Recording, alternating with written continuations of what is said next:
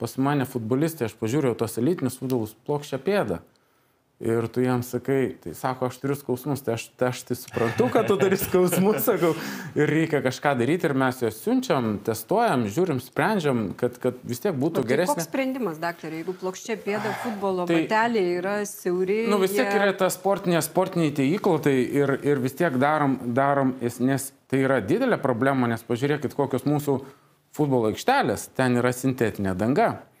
Ir tu turi priimti ir suprasti, kai yra tikrai dideli krūvio skausmai, nes ta sintetika nėra geros amortizacijos. Plius, jeigu dar pašnekėsim, kad kas trečias, kas ketvirtas yra plokščia padis, tai tu turi gerinti amortizaciją. Ir tus mūsų, sakykime, ir sintetinė danga negerina to atsistatymo. Ir žūtbūt jau reikia priimti sprendimus, nes tu bėgi ten.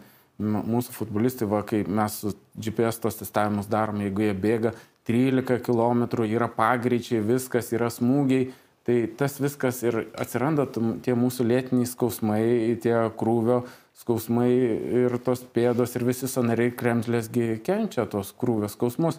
Tai aišku, reikia pradėti nuo kiekvieno faktoriaus. Jeigu yra plokščia pėda, tai turi priimti sprendimus, daryti tas, sakykime, pėdos analizės.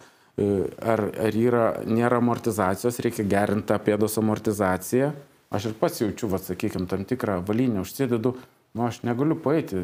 Ir man nereikia, sakykime, tos sintetinės dangos, man užtenka asfaltų praeiti 1,5 kilometro ir tau, jeigu pėdai nėra geros amortizacijos, dar tavo valinė nepadeda, neamortizuoja. Ir viskas, prasideda skausmai ir tie futbolistai. Be abejo, kai aš sakau, jeigu į savaitę eina 3 varžybos, jie visi iškrenta. Tai yra normalu. O, sakykit, tai jie iškrenta dėl skausmų ar jau traumos įvyksta?